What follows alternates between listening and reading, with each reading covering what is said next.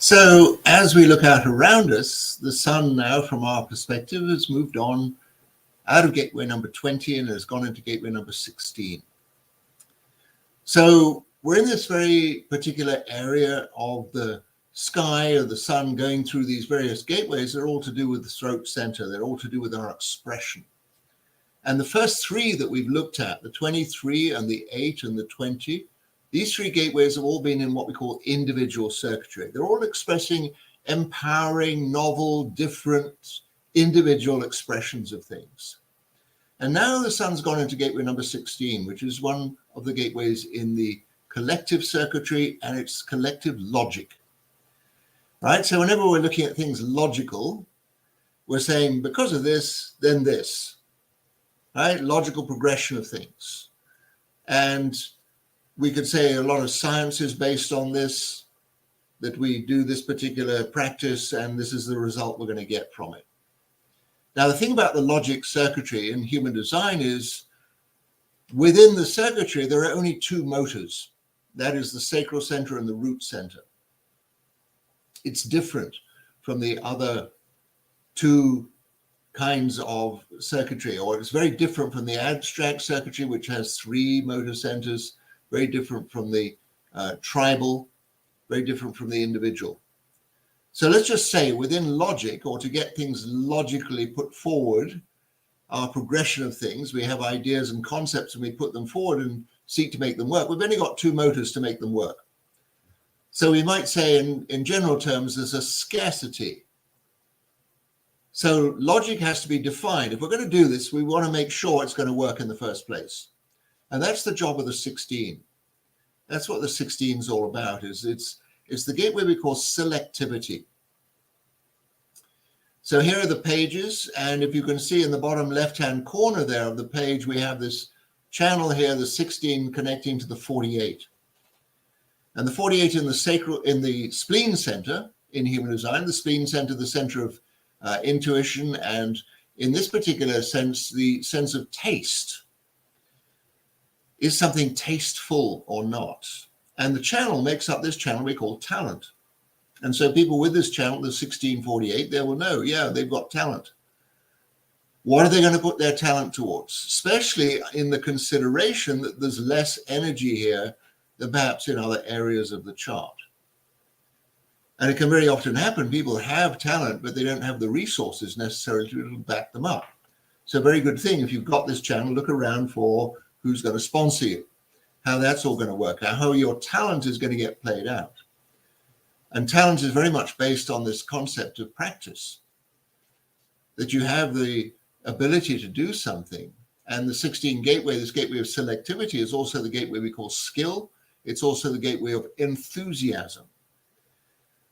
And so we can see, yeah, you may have the skill, but do you have the enthusiasm? Do we have the backing to make this all work for you? It's in the whole stream of energy that starts at the root center, the 58. And the 58, the gateway of joy, the gateway of, I call it the vital spark. You know, this would be fun. This would be great to do. Isn't this wonderful? And then the 18, this kind of fine tuning, reaching for perfection and looking to see, all right, how do we tune up this energy to make it stream in the best way possible? And then the 48, the gateway of the well, the resources, the water source, the, what can I say, the freshness and depth. Yes, it maintains my interest, what it is that I'm doing. It holds fresh. I keep looking for new ways of improving things. And then the 16 right at the top end of it, this gateway of selectivity. Okay, if we're going to put energy towards this, let's make sure we're starting off with something that's really going to have this progression, where it's going to maintain our interest, where it's going to maintain our joy, and we're going to keep fine-tuning it. We're going to keep improving it so that we come out with something really amazing. And that is the job of the 16. It's in this stream we call mastery. And it's the top end of it. It's the throat end of it. And so, you know, the 16 has a very particular role. It's the voice. Are we going to do this or not? Does this have any substance to it or not? And so on one side, it's very enthusiastic. On another side, it can be extraordinarily critical. No, it's not going to go anywhere. Here we are on the wheel. We're looking at the 16 in the bottom left-hand corner of the wheel there, and the 48 off in the spleen center over on the right side there of the chart. And the channel, as I say, the channel of talent. Selectivity. Now let's face it, all of us at one time or another in our lives have had a crackpot scheme. We've had to say, oh, this would be so wonderful to do this, you know? Oh, it would be so much fun, no bother at all, it's so easy. And then, we get into it, and there's one complication after another, and it's not going to go anywhere. And so this is the job of the 16th gateway, of just seeing, is this a crackpot scheme, or does it have some level of confidence about it? Can we manage it? Will it work? Does it need a bunch of fine tuning, for example? What's the budget for it all? And so enthusiasm on the one side, okay, looks like fun, looks like we can make it work. And then the skills, where the skills are employed to bring about the mastery, that something really fine comes out of it all. So here we say you have an ability to evaluate all manner of potential endeavors and processes. Yep, you just have that means. You have that overview, that quick get of it. And here you identify those that have relevance, usefulness, and a prospective future. So any one of you that's got the 16th gateway, you'll know this about yourself. You've got a quick eye. You can see stuff right away. Is this going to go anywhere or not? Am I going to put any juice towards this or not? Realizing, there may be limited resources to provide for this thing. And anyhow, a lot of things are just crackpot ideas. They're not going to go anywhere at all. So that is the job of the 16 is, am I going to put a critical eye on this thing, or am I just give it my blessing and see the whole thing go forward? When everything is in a state of preparation, right? So the 16 is lining things up. We know about a logical process. We get all the bits and pieces together. We get everything lined up, everything assembled, ready to go. And so here the 16, the voice is like basically going to say, let's go on this thing or not. So when everything is a state of preparation, it is possible to relax, right? You put all your energy in, you focused, you criticized, you've aligned everything up together. And once you've got everything in that space, you can relax, sit back a little bit, and sometimes be able to harness and apply more skills. So we know in this channel of talent, or we know when we see somebody that's expressing talent in the world, it's just a wonderful thing. It stops us in our tracks. It's an amazing thing, but we have to realize for most people expressing their talent, the background, all the effort and energy that's gone into it, the practice, professional musicians, the hours and hours of practice, professional sports people, hours and hours of training and workouts and all this. And those of us in business or doing this kind of work, the days of our life spent in practicing, getting things together so it's right. And so just that thing of seeing, okay, I've got it down, I've got everything ready, everything's good to go. Let's sit back and have a look at it and see how we can bring in more skills, how we can fine tune it, how we can make it even better. And that's what the 16th gateway is all about, enthusiasm and skills, but it's selective in the first place of just saying, what are we going to put our energy towards? What's really going to be worthwhile here? So let's have a look at the lines. We start with the first line. The first line says, pay attention, right? Have a good look at what it is that's being presented to you. And remember, we're always adjusting our life according to our type and authority. The 16 just has this critical eye of things to see. And it says enthusiasm can be aligned to the real needs of the moment or not. In a sense, the 16 has the last word. Are we going to go with this thing or not? Is it going to get my blessing? It's going to get the go. Do we fine tune it a little bit? Do we tweak it a little bit? Or do we just nix the whole thing? So if it's getting my blessing, it's going to get my enthusiasm. Right, let's do this thing. So having a clear grasp of what is confronting you requires presence, interest, and detachment. That's tricky, isn't it? Presence, yes, I'm really inspecting it. It's interesting to me, but I'm also detached from it. So I can get the clear, objective view of it all. And there it is. That's the 16 is in the first line, is this being very, very watchful, very present in seeing what's involved here. And it says you can easily get involved in situations without always considering what's really going on. Yeah, and you can miss out on a few of the relevant issues here. You can get caught up in things and put a lot of energy and resources into things that are never going to go anywhere. The other side of it, you tend to make declarations on behalf of other people that cannot easily be substantiated. Oh, trust so-and-so, they always get a winner. And then, you find out maybe this time they're not on a winner. So it's just that thing. The key to the 16 is pay attention. See what it is that's being presented. And realize, there's a lot of people with a lot of emotional energy. Come on, let's do this thing. It's going to be great, fantastic. And the logic secretary really is not attuning to emotion. It has nothing to do with emotion. Logic is, give me the facts. Show me how this thing comes together. And so that 16 with the first line really lays out the law here, right? Enthusiasm aligned to the real needs of the moment, or not. It's not going to go anywhere. The second line. Second lines always have this natural quality, and it says being watchful, being objective and commenting clearly is important for you, right? Being watchful.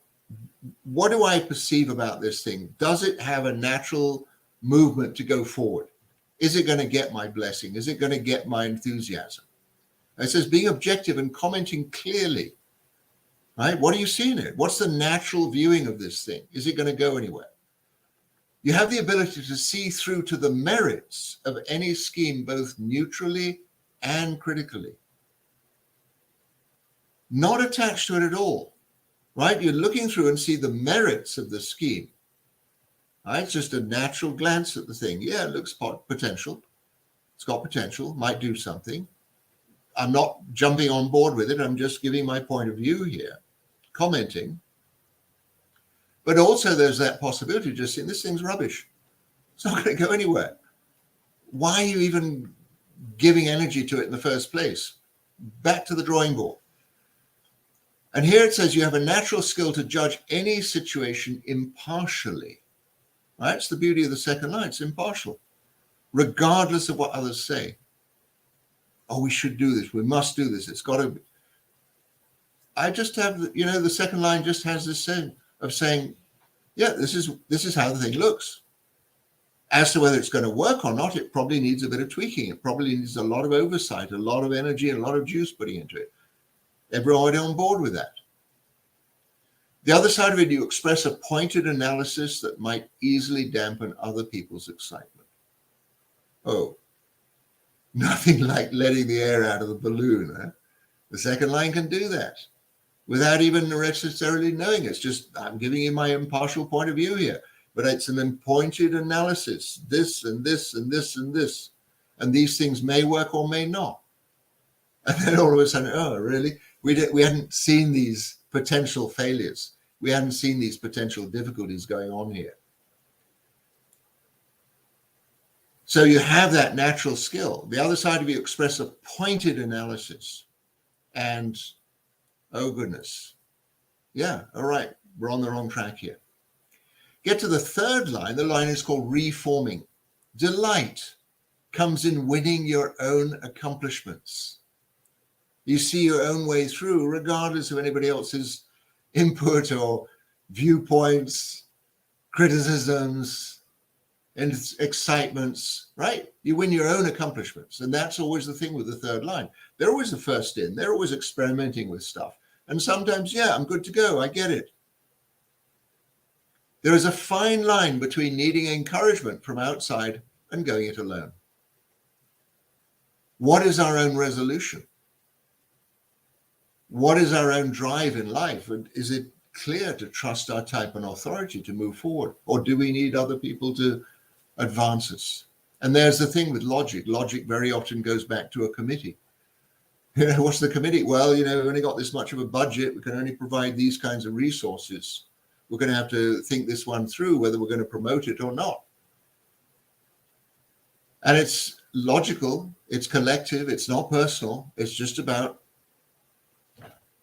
the status quo, if you will. It's about the bits and pieces of it, the things, not personal.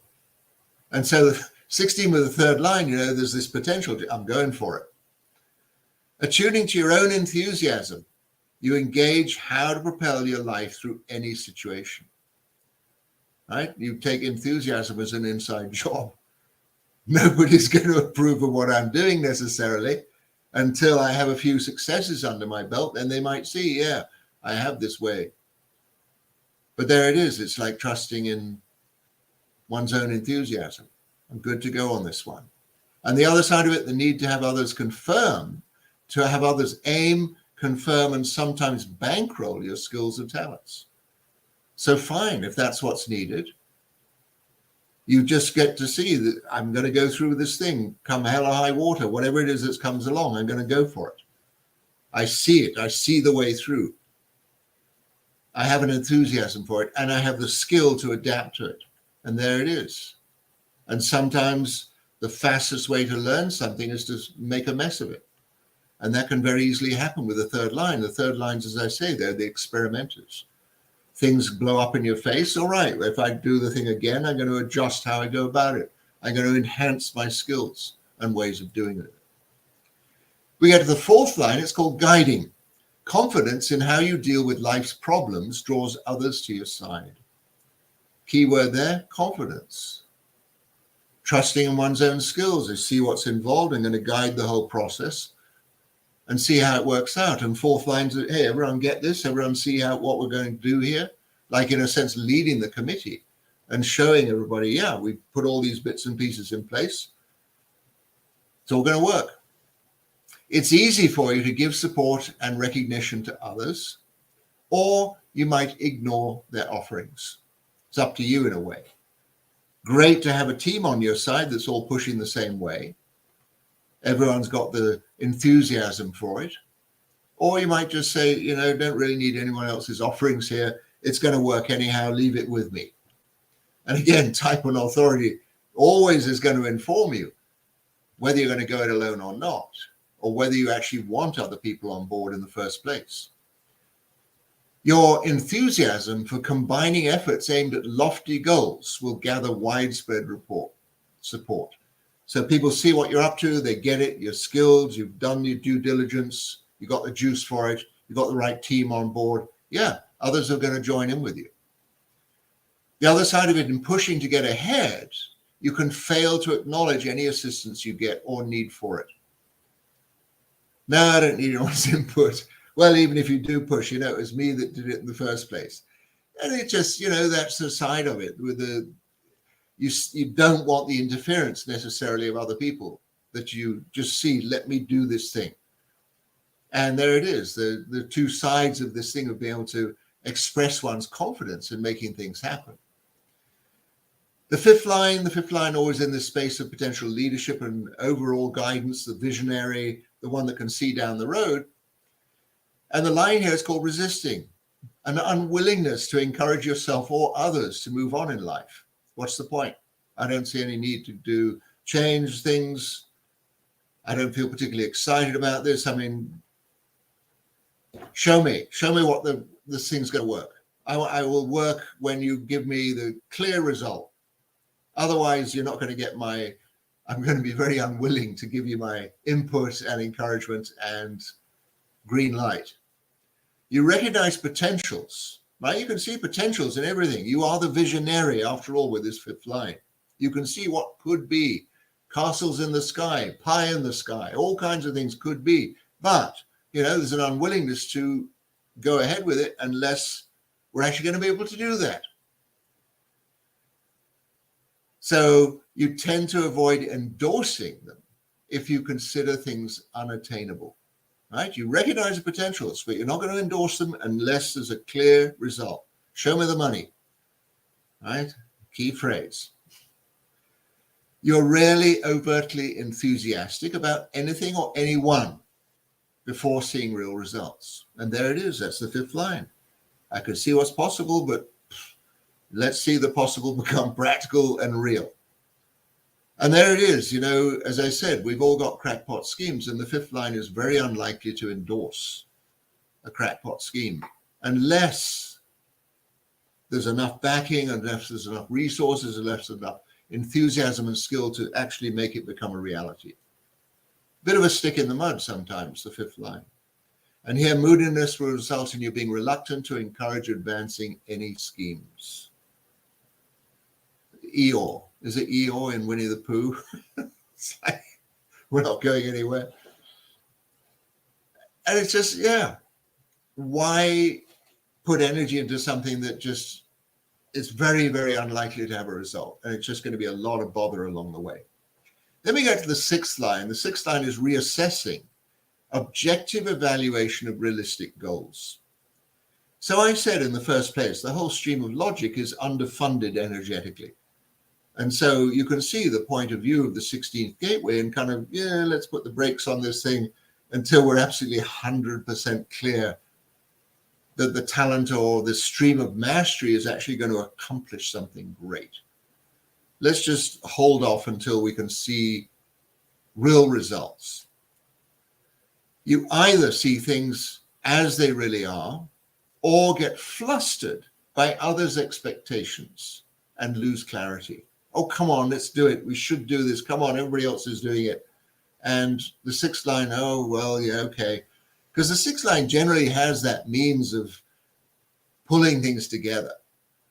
They have that sense of responsibility for everybody. Yeah, you know, all right, you can't do it. Come on, I'll put my energy in there. The sixth lines have to be really, really careful with this particular 16th gateway. You know, are you really enthusiastic about it?